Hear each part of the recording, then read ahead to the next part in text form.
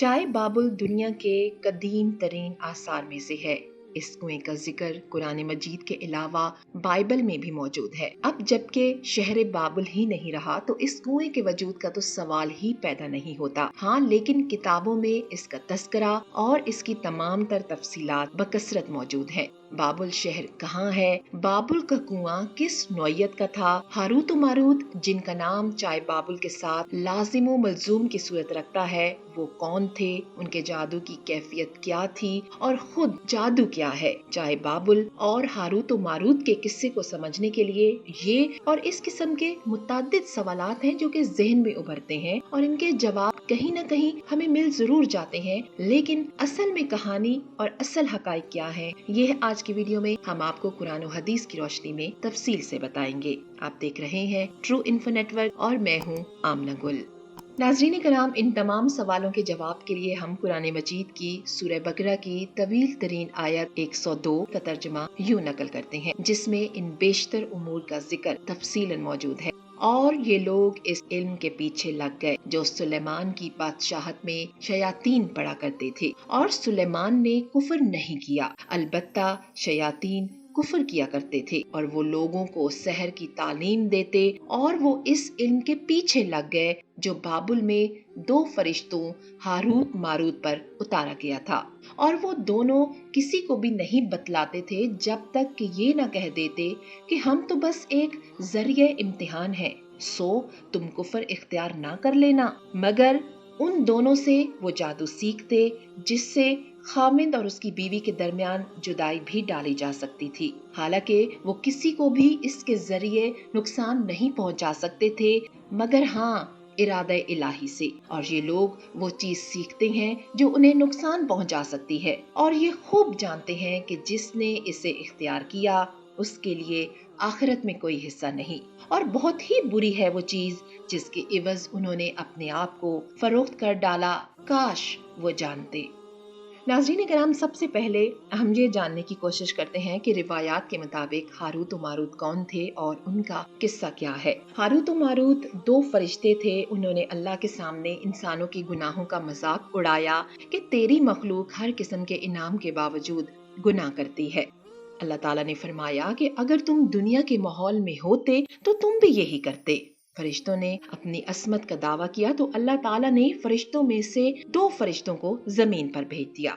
यहाँ एक हसीन औरत उन्हें मिली जिसका नाम ज़ोहरा बताया जाता है। फरिश्ते उस औरत पर आशिक हो गए और उससे वसल की ख्वाहिश का इजहार किया। उस औरत ने कहा कि वसल की ये शर्त है कि तुम शराब पियो, कत्ल करो और बुतों को सजदा करो। फरिश्तों पर इश्क का भूत ऐसा सवार हुआ कि उन्होंने शराब भी पी, कत्ल भी किया और बुत परस्ती से भी गुरेज न किया। वसल के वक्त ज़ोहरा ने हारूत मारूत से आसमान पर जाने का राज भी दरियाफ्त कर लिया। उन्होंने ज़ोहरा को इस्म आज़म सिखा दिया और वो इस्म आज़म के जरिए आसमान पर पहुंच गई और फरिश्ते चाय बाबुल में कैद कर दिए गए। इस जुर्म में वो कयामत तक कुएं के अंदर उल्टे लटके रहेंगे। सारी दुनिया का धुआं उनकी नाक के एक नथने से दाखिल होकर दूसरे नथने से गुजरता रहेगा। नाज़रीन कराम, अब भी जो आपने किस्सा सुना हारूत और मारूत का, ये सिर्फ एक किस्सा और कहानी ही तस्वर किया जाता है अगर मुस्तनद ज़राए की बात करें, क्योंकि इस किस्से में हकीकत कम है और अफसानवी रंग ज्यादा है। इसराइली किस्सों में बहुत सी ऐसी बातें शामिल हैं जो अकल और दीन दोनों के खिलाफ हैं। भला फरिश्तों का इश्क और सरमस्ती से क्या ताल्लुक? सबसे बड़ी बात ये कि कुरान मजीद ने फरिश्तों के बारे में गवाही दी है कि वो हुक्म इलाही की नाफरमानी नहीं करते और उन्हें जो कुछ हुक्म दिया जाता है वो वही करते हैं।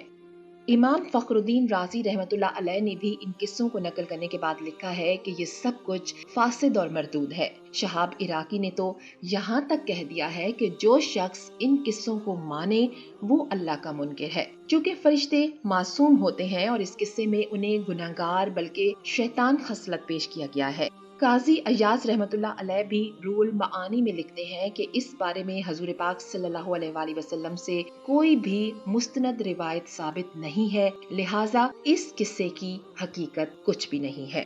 आर्मीनिया की मजहबी कुतुब में हारूत और मारूत को देवता बयान किया गया है और उनका वतन जोदी पहाड़ बतलाया गया है, जिसे अब्रानी जबान में आखिरी ताक कहते हैं। اگر قرآن مجید کے حوالوں سے بات کی جائے تو قرآن مجید میں انہیں ملکین کے لفظ سے تعبیر کیا گیا ہے۔ ملکین کا واحد ملک ہے، جس کے معنی ہے فرشتہ۔ بہت سے مفسرین نے اس پر بحث کرتے ہوئے یہ بھی لکھا ہے کہ ہاروت و ماروت اصل میں فرشتے نہیں تھے، انہیں محض مجازی طور پر ملک کہا گیا ہے۔ وہ انسان تھے اور اپنے زمانے کے با اقتدار بادشاہ تھے۔ ناظرین کرام، اگر بات کی جائے شہر بابل کی تو بابل شہر دریائے فرات کے کنارے آباد تھا۔ اپنے زمانے میں یہ علاقہ تہذیب و تمدن کا مرکز ہوا کرتا تھا۔ بابل نینوا کی تہذیب دنیا کے اندر ایک بہت اونچا مقام رکھتی تھی۔ کالڈیا اور کلدانیہ اس کے پرانے نام تھے۔ انجیل مقدس میں اس شہر کا ذکر بار بار ہوا ہے۔ شہر بابل موجودہ بغداد سے تقریباً 60 میل دور جنوب کی سمت میں دریائے فرات کے کنارے آباد تھا۔ اس کے کھنڈرات کے قریب ہی آج کل حلہ کا شہر آباد ہے۔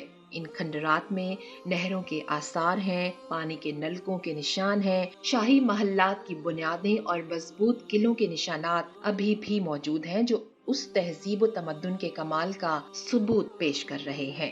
ناظرین کرام، بابل کا جادو کیا تھا اور ہاروت و ماروت کا اصل میں قصہ کیا ہے، یہ جاننے کی کوشش کرتے ہیں مستند ذرائع کے مطابق۔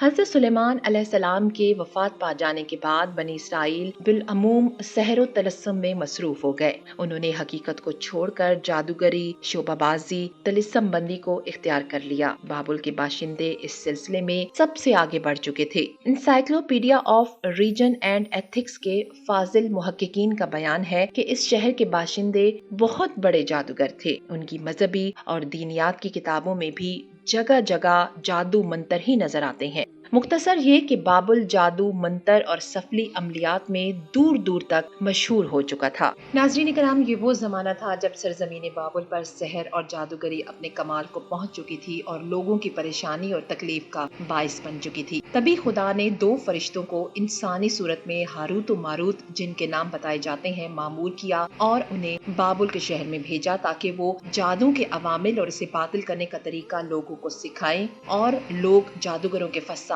اور شر سے محفوظ رہ سکے۔ لیکن بہرحال یہ تعلیمات غلط مقاصد کے لیے بھی استعمال ہو سکتی تھی، کیونکہ فرشتے مجبور تھے کہ جادوگروں کا جادو باطل کرنے کے لیے پہلے جادو کے طریقے کی تشریح کریں تاکہ لوگ اس طرح اس کی پیش بندی کر سکیں۔ اسی وجہ سے ایک گروہ جادو کا طریقہ سیکھنے کے بعد خود جادوگروں کی صف میں شامل ہو گیا اور لوگوں کے لیے ایک نئی زحمت کا سبب بنا۔ حالانکہ وہ فرشتے لوگوں کو یہ تنبیہ کرتے تھے اور ان کے لیے صراحتاً کہتے تھے کہ یہ تمہارے لیے ایک طرح کی آزمائش ہے، اور یہاں تک بھی کہا کہ اس سے غلط فائدہ اٹھانا ایک طرح کا کفر ہے، لیکن پھر بھی وہ لوگ ایسے کاموں میں پڑ گئے جو انسانوں کے لیے ضرر اور نقصان کا باعث تھا۔ ناظرین کرام، ان تمام احادیث اور مستند ذرائع سے واضح ہو جاتا ہے کہ جو بھی قصے کہانیاں گھڑی گئی ہیں وہ صرف اور صرف افسانے تھے۔